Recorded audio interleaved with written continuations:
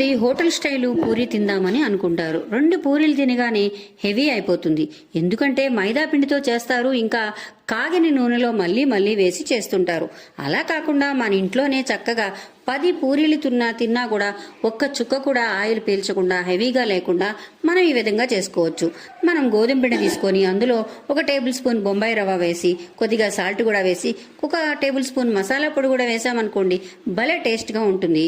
ఇంకా బాయిల్ చేసిన oil 1 table spoon వేసి చక్కగా కలిపేసుకొని అప్పుడు నీళ్లు పోసి ముద్దని చిక్కగా గట్టిగా కలుపుకోవాలన్నమాట. అప్పుడు నూనె పీల్చకుండా ఉంటుంది.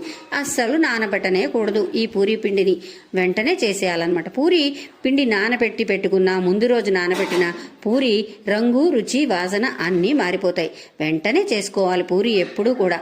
అప్పుడు ఈ విధంగా పొంగుతూ ఒక్క చుక్క నూనె కూడా పీల్చకుండా పూరీలు భలే వస్తాయి. 10 పూరీలు కూడా మనం ఇట్టే తినేయచ్చు, హెవీ కూడా అనిపించదు.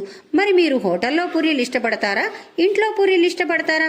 మీరే చెప్పండి. మరి ఏ విధంగా తింటే బెటర్ మనకి?